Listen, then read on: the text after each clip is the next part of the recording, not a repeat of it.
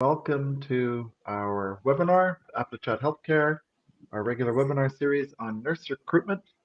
And we are just getting started. People are starting to join into the room here. So we're looking forward to having a good conversation today about, again, about nurse recruitment, as always, and specifically about your organization's recruitment process and how, what you can target in terms of a good recruitment process and address any areas that are hampering your results. So we're looking forward to having a great discussion. Again, we're just letting a few people, more people join into the room as we get going with the broadcast. This is, again, part of our regular webinar series on nurse recruitment. So please, if you're not already connected with us through LinkedIn or our Facebook group, please do connect with us and we will make sure you know about all of the upcoming webinars that we're hosting. I'm going to post our Facebook group link here in the chat, and you can go there and join our group. We will check on that and let everyone in who's involved with nurse recruitment, so please do join that. So again, my name is Patrick Teeley. I'm with AppleChat Healthcare, and we are getting ready to start our webinar today. So AppleChat Healthcare is a outsourcing company, recruitment process outsourcing company, and we specialize in sourcing passive nurse candidates from non-job board channels. We screen every applicant, and our goal is to help hospitals and other healthcare organizations to get more nurse hires quickly. And we do this through our ongoing campaigns where we're sourcing nurses for our clients on a 24/7 basis. And we also do this through our one-time virtual hiring events, which are a rapid response for nurse recruitment. So if you have questions about either of these, please send me a message either in the chat, or I will also post my LinkedIn. Connect with me there, and we can tell you more about what we offer, how we do it, how we're getting our great results for our clients. So today we're going to chat about your organization's recruitment process. We want to look at, or have you look at the amount of applications you receive every month and think about how many of them actually turn into hires. And as we say, to fill a leaky bucket is useless. If we're in a tight labor market as we are with nurses, the biggest leaps in hire numbers come cheapest by revolutionizing what happens after someone applies. So we're going to look at your process from application through hire, and we're going to look at ways to really increase and perhaps double your nursing hires with a better recruitment process. So on the line with me today is Adam Chambers, our president of AppleChat Healthcare, and I'm going to turn it over to Adam to take off with our presentation. And in the meantime, please do check over to the chat and join our Facebook group and add me on LinkedIn, and we'll connect over there. And throughout the conversation, if you have any comments or questions, please put them in the chat and we'll do our best to respond to those before the end of today. Okay, so I'm going to turn it over to Adam. Hey, thank you very much, Patrick, and thanks everybody for coming. I'm going to share a little presentation for you all here, so that you can get an idea of what I'm talking about. So what we're here to do today is really zone in on what I believe to be the biggest impact that healthcare recruiters can make to the success of your organization. So across the board, more than interviewing in an amazing fashion, more than sourcing the best candidates, more than anything else, it's getting your recruitment process right. And I've put vendor perspective here because we're a staffing agency and we collect some of our fees based on the amount of hires our clients make. And you know, it's kind of painful on our pocket whenever our clients don't make hires, and whenever our recruitment process isn't good enough and we don't make hires, because at the end of the day we don't get paid if we don't make enough hires. So I'm doing this partly to educate healthcare recruiters based on what we've seen across our best clients as an agency, and then also to have something set in stone for our team that we can use to be better and provide candidates the best experience and make as many hires as possible. So without further ado, I would like you all just let's talk a little bit about the economics of this, come at this from an economic angle. So if you know how many open nursing positions you have, put that in the chat or just write it down in your head. If it's 10, 20, 50, 90, whatever it is, just get that in your mind. And then what I'd like you to do is think about what is the cost of having those open positions. So the reason I want to put that out there is because what we're essentially trying to do here as recruiters is solve the problem of having, I don't know, 20, 30, 40 open positions. That's really our raison d'etre, to solve that problem. That's why we're employed. Everyone is employed to solve a business problem, and our problem is the cost of that open hire amount to staff the organization. So think about what the cost is. We know that there's costs in terms of people leaving and you being stressed and burnout and turnover and all that nasty stuff that is evident in hospitals that don't have enough staff. But also the economic cost, which I don't think that we think about enough. So this is a hospital that we work with in the Carolinas, and these aren't the exact precise figures, so there might be a little bit of plus or minus depending on benefits. But roughly for them, they pay a salary of $70,000. If they're to cover that of overtime, they're paying time and a half, so $105,000 a year. And their traveler positions where we're paying out $140,000 a year to the travel agency and the nurse. So those are their costs, and think about your costs here. And when you scale that up, you can see that there's a great variance between the cost of a permanent fill, 2.8 million, and it's sometimes double that if you have travelers, and then it's 50% more if you're relying on overtime. And the tricky thing for all of us is like this problem of having 20 open positions. It's already being fixed. You know, it's being papered over by overtime or by travelers. So it's being papered over to the sum of 700,000 out in overtime fees extra, or 1.4 million out extra for travel nurses. You know, that's the current fix. Our problem is if you have 20 open positions, like is your budget to solve that 1.4 million a year, or is it 700,000 a year?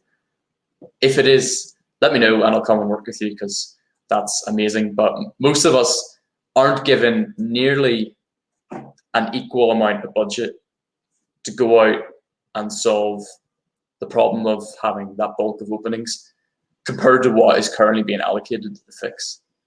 That's the issue that we have to deal with. That's the real crisis. I think that leadership are fixing the problem at the moment for a sum that is often 10 times more than what they're giving us to go out and fix it long term. If anyone's seen Jaws, you'll know the scene where he sees the shark and says, "You're going to need a bigger boat. Like, you're going to need a bigger budget to solve this, because at the moment it's being fixed with a budget which dwarfs what you're being given." But don't worry, like there is something that we can do, and luckily it's not as expensive as 7-figure budgets. Don't fear, that there is actually things that we can do, and the cost of the fix can generate an unequal amount of savings. And that fix is what I'm going to be speaking about today. It's that recruitment process optimization. Because I think in talent acquisition, we focus so much on getting applications in the door. When we onboard new clients, we ask them, like, what do you want? And they say, get us new candidates, get us more people. We want more applications. And because of that focus, I believe that it's often forgotten what happens to those applications after they come in. And no matter how hard you worked to get that application, often a lot of it doesn't count anymore. You know, you're starting at the starting line for a different journey. It's not that getting them to apply journey, it's that getting them hired journey. And you can be the tortoise who thinks about it strategically, doesn't stop, consistently goes ahead and wins, or you can be the hare and just run out crazy at this and not actually have a plan to make it work. You're starting at the same spot, but the real difference comes in how you actually manage your journey and manage the journey of the candidates. So what we've pulled together from our clients, from our own experiences, and from what we have heard in these webinars from our audience, you guys, are 10 process improvements that you can use to make the most of every candidate and potentially double the amount of hires you make. The first one is knowing and tracking where people drop off. So what we focus on a lot is the key points, which is good, the application, the phone screen, the interviews, the offers, and the hires. It's good that we focus on that, but I would like to encourage you all, if you're not already doing this, to look at the flip side of that. And it's kind of like pulling up a stone and looking at all the ugly and scary and disgusting insects which come racing out to try and escape. You know, it's the dark side. It's the stuff that doesn't make you feel good. It's the stuff that is negative, and that's the drop-off rate at each point in your candidates' journeys. And whenever you have that in place, you know, the first step is acknowledging the problem, then the second step is coming in and fixing the problem. So once you're able to see, okay, so at applications, we've got 70 people drop off out of 117.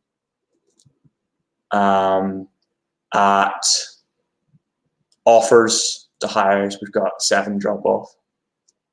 You can go in and say, okay, we need to fix our application drop off issue. You know, if we can make that only 50% drop off, then that improvement's going to go all the way down to the hires.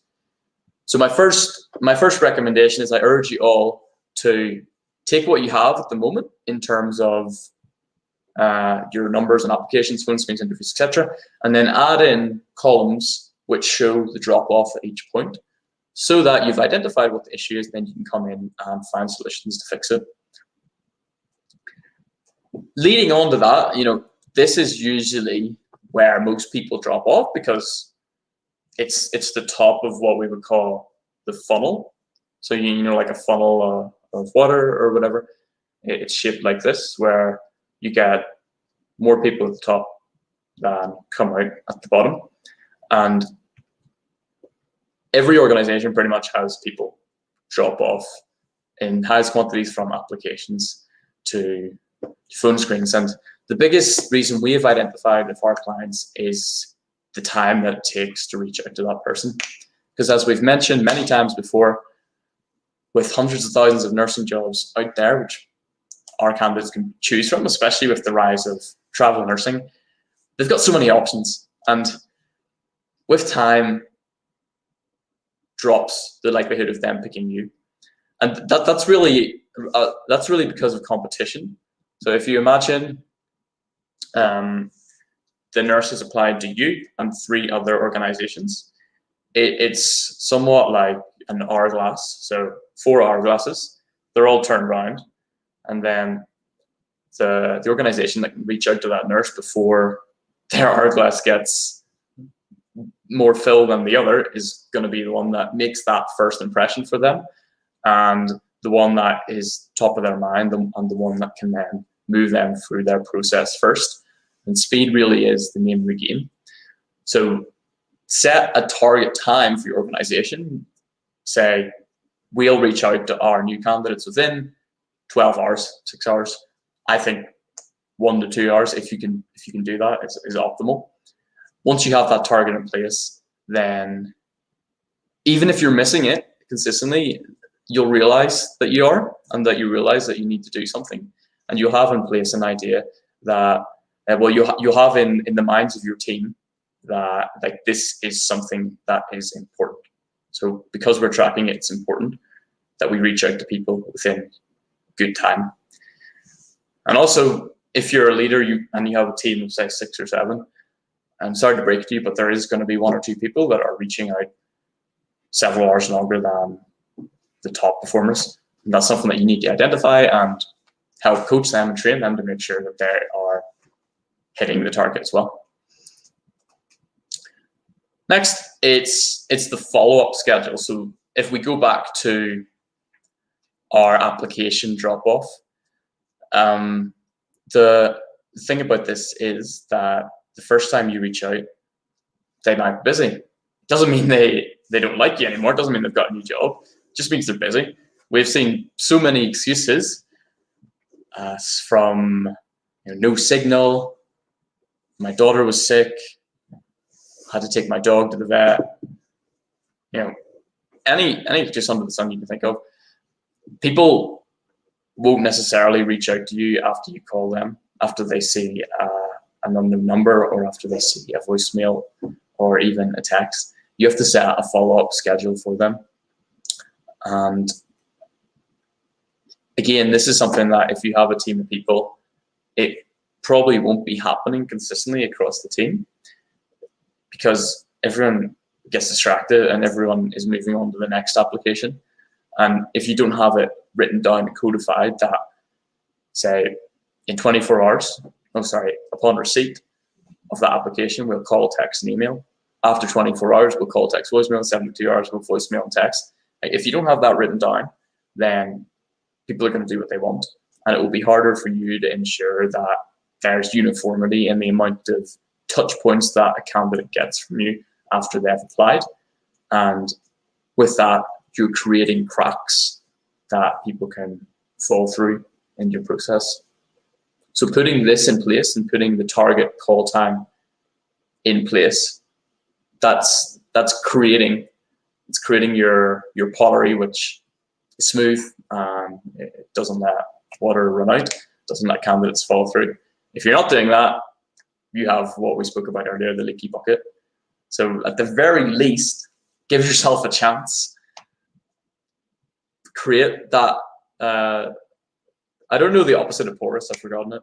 Create that pottery that is the opposite of porous, and give yourself a fair go at it.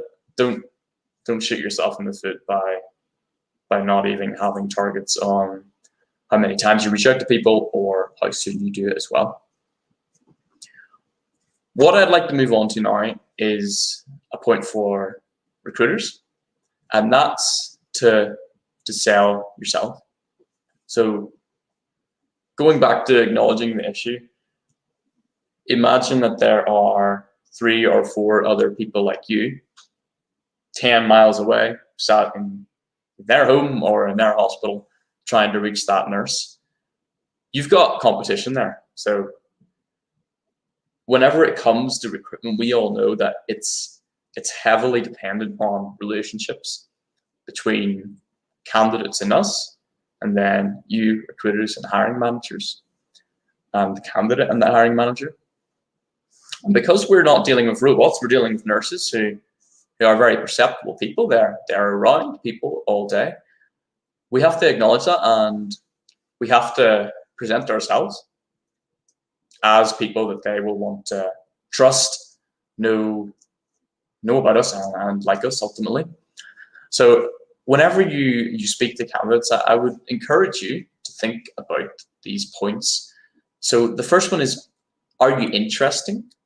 So do you come across as someone who is, one, able to share accurate, intriguing information about the organization, and then number 2, who seems like a lively person who has a positive tone of voice, who wants to get to know someone? Or do you seem like ignorant?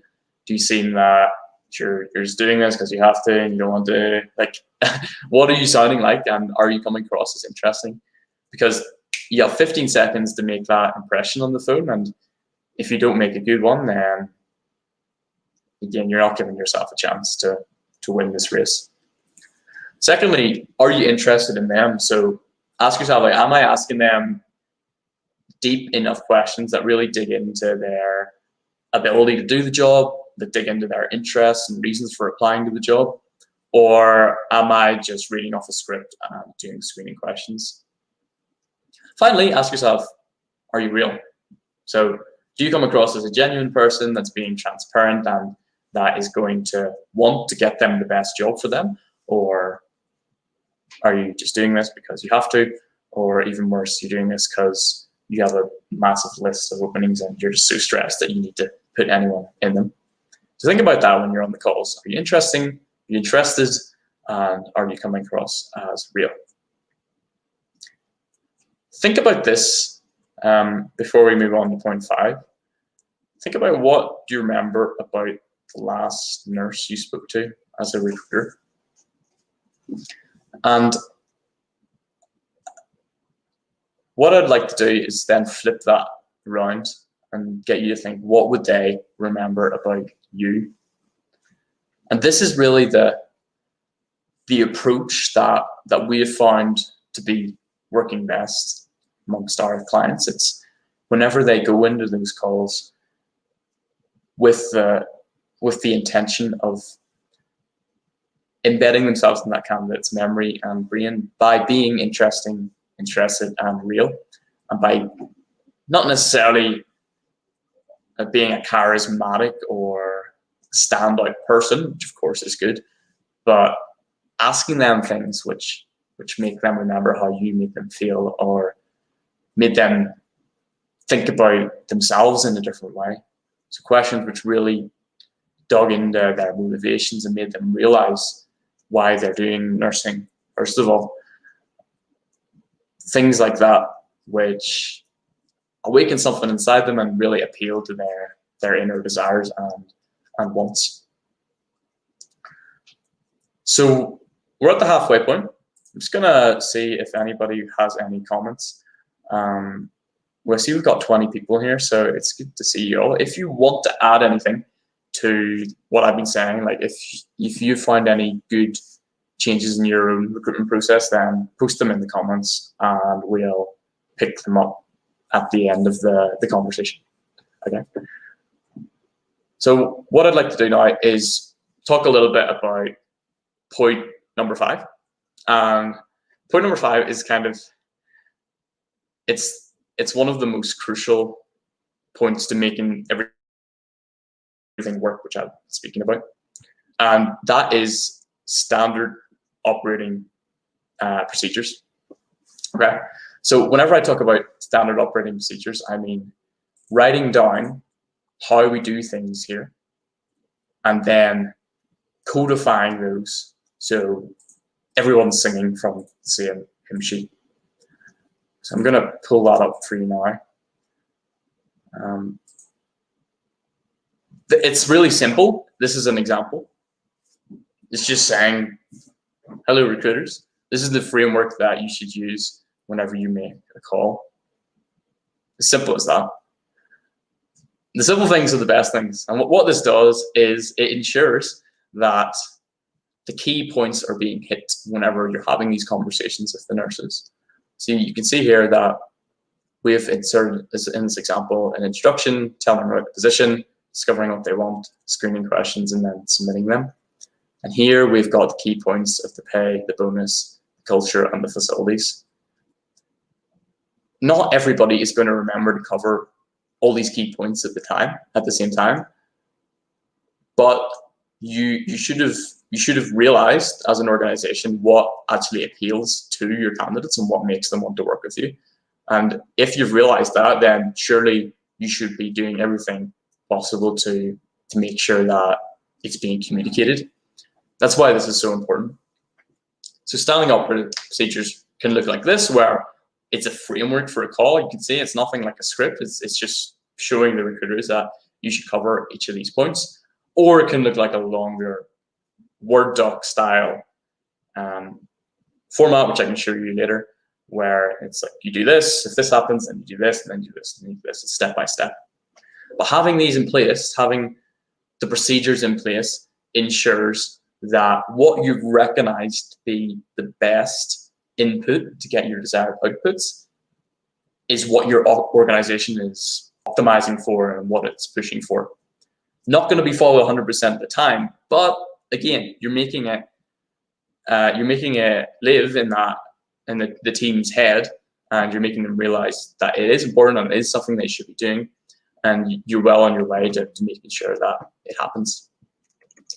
I'm going to jump back to, I got my numbers mixed up, I'm going to jump back to close off on the recruiter's point, and that is for selling the job, number 5.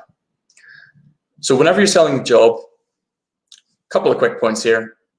Ask yourself, how will it make their life better? And then what are the 3 main selling points? Okay, so in my standard operating procedure, you can see that we have to tell them about the position, and then we've outlined pay, bonus, culture, facilities. But don't get on the phone and say, hi, is that Charlene? Yes. Okay, Charlene, are you a nurse? Yes. Do you have your BLS certificate? Yes. Like you wanna sell the opportunity to them. And there's a difference between telling and selling. That's a very salesy thing to say, but it's true. So whenever you're telling someone, it's the facts about it. So we have 750 beds. We are a level 1 trauma center, and we're a Magna hospital. That's all great. Okay, that is amazing. That is interesting, and it is. I mean, level 1 trauma centers are very rare, and Magna hospitals are recognized for being amazing in what they do. But if you're trying to sell that, like, think about, how do I sell this fact? How do I sell the fact that this is a level 1 trauma center? And a quick tip which you can do that is to think about, how will it make the nurse's life better? And then, well, mainly the first one, how will it make their life better? So let's take the level 1 trauma center as an example. Okay,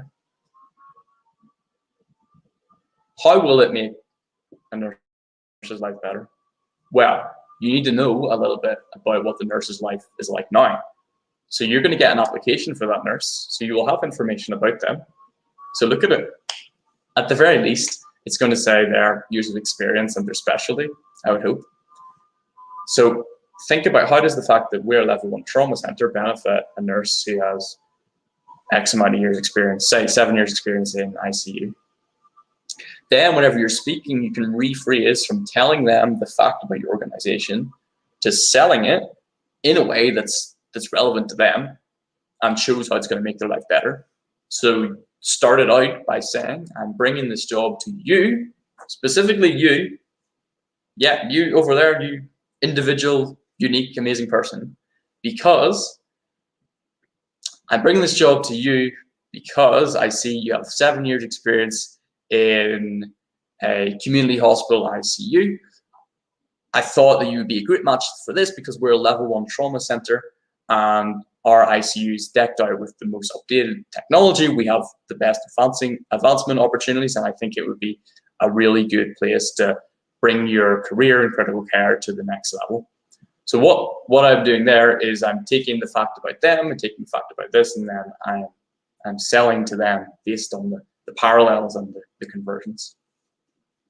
So the way you can start out doing this is just beginning your introduction of the reasons that they should work there and the introduction of the facilities by opening with, I'm bringing this to you, or adding in, I see you are an ICU nurse with 7 years experience, and then telling them about it. So it's contextualizing it. It's making sense of the conversation. It's selling the job. Any comments about that? Put them in there in the chat because I'd love to hear. We're halfway through. I want to talk a little bit about following up again with interviews and hires. So this harkens back to my earlier point that the relationship shouldn't really stop after the interview and the hire, because there's referrals on the cards that you could get, and then there's always that looming risk that the person isn't going to show up for orientation. And it's a simple case of, putting in your calendar reminders. Sally is interviewing today, 48 hours after Sally's interview. And then if Sally gets hired, Sally's start date, and then put in 7 days before Sally's start date to check in. And that way, you're doing something which is cheap, easy, and free to make sure that the candidate is feeling wanted. And we call it candidate experience because that's really what it's all about. It's about how they relate to your recruitment process. And it's those little extra details of a call, of a text on a Monday morning saying you're excited to see them later in the week, or a good luck message 48 hours before their interview. Lets them know that in your organization, they have someone on their side, and you can bet your bottom dollar that if they've applied to 5, only 1 or 2 are going to be doing this. So setting a follow-up schedule for the interviews and hires, setting a follow-up schedule for applications, it's very important to making sure that each candidate feels like an individual and is treated like one. And I think a lot of people don't do this because it takes a lot of time, to put scare quotes there. And I think that's because it's not done in a systemized way. So everything, I think there's a good saying, it's do the right thing at the right time instead of the wrong thing at all times. And the right thing at the right time is putting into your calendar little 5-minute schedules to follow up to nurse XYZ who's been interviewed. Doing the wrong thing at all times is fretting and stressing about these 10 nurses that are ongoing interviews and hires, and you don't know where they are and you don't know what to do. Like that was what make it seems like something that's going to be time consuming. Whenever you actually lay it out and put it in your calendar, it shouldn't be. And if it is, then there's going to be an issue with the staffing of your recruitment team and the workload, which, to be fair, might not be solved. And you're just going to have to accept that. But at least you've tried, and at least you've discovered that that is the core issue at play here. Point 7 is in terms of communication, and you'll see that a lot of these themes are about communication. I'm going to drop the link for this SOP to anyone who wants it. Just message myself or Patrick afterwards. What this is an example of an in-person interview confirmation. Okay, so whenever they book an interview, we've seen like some companies they would phone call them and say, okay, see you next week, Monday, 9 a.m. Come in and we'll see you then. Then no contact for a week, goes cold, and then surprise when they don't show up. So we have to remember that this isn't one of our friends that we're arranging a coffee date with.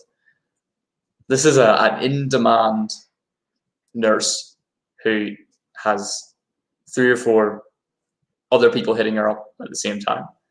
And I think a lot of nurses will say anything to get us off the phones sometimes. So what do you think is going to be easier for them? Number 1, us saying, okay, I'll see you at 9 a.m. on Monday. Is that okay? Yeah, sure. Like that's easy. It's easy to say yes.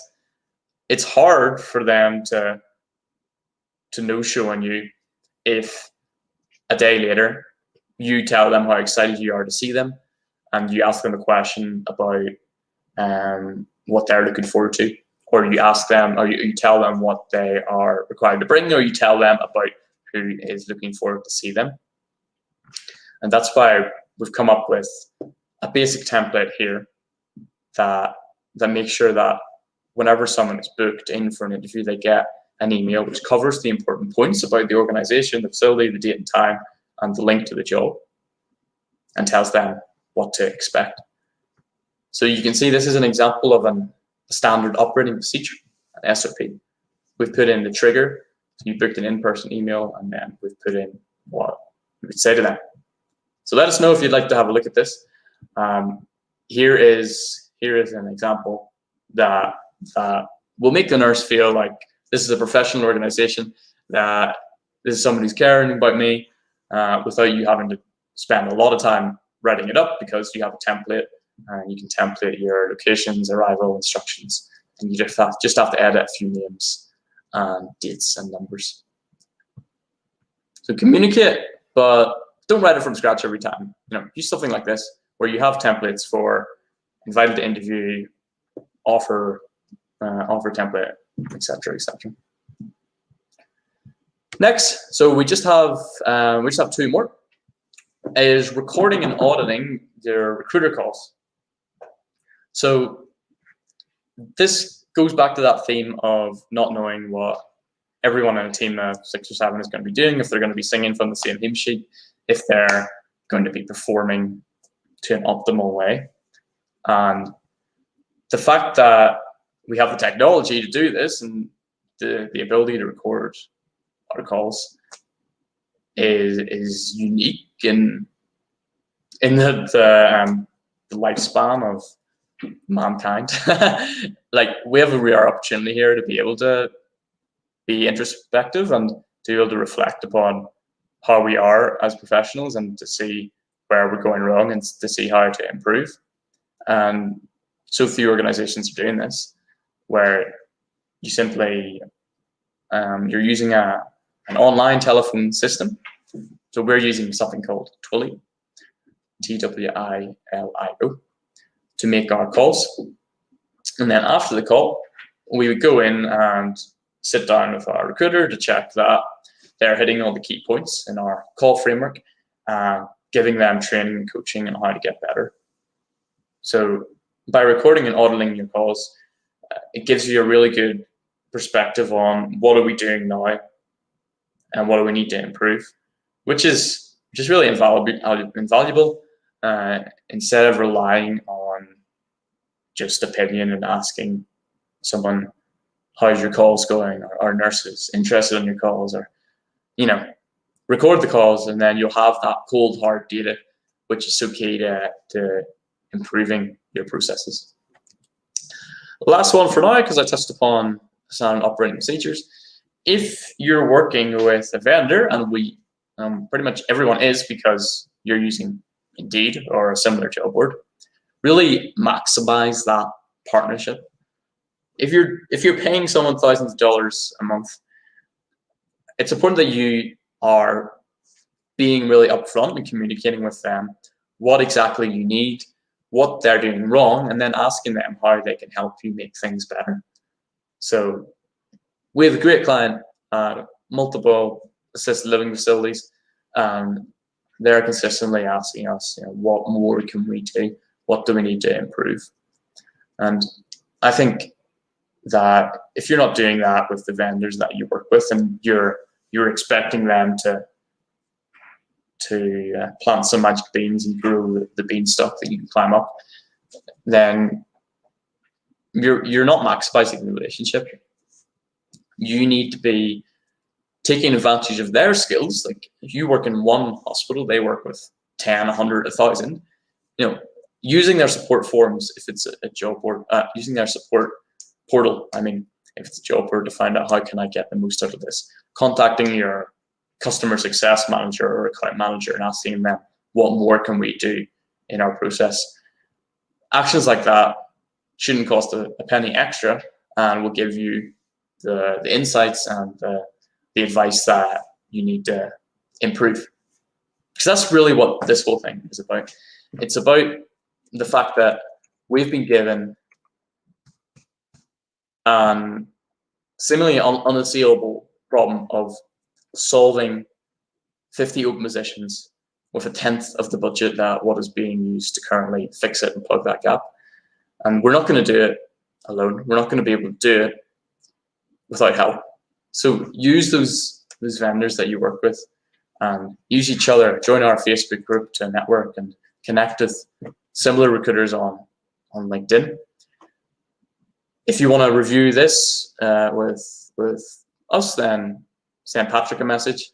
We'll happily give you some advice and help on your recruitment process. And you can also grab the recording of this webinar on YouTube.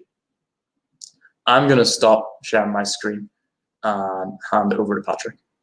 But thanks everybody for watching. We hope to see you at the next one. Hello, that's great. Thank you, Adam.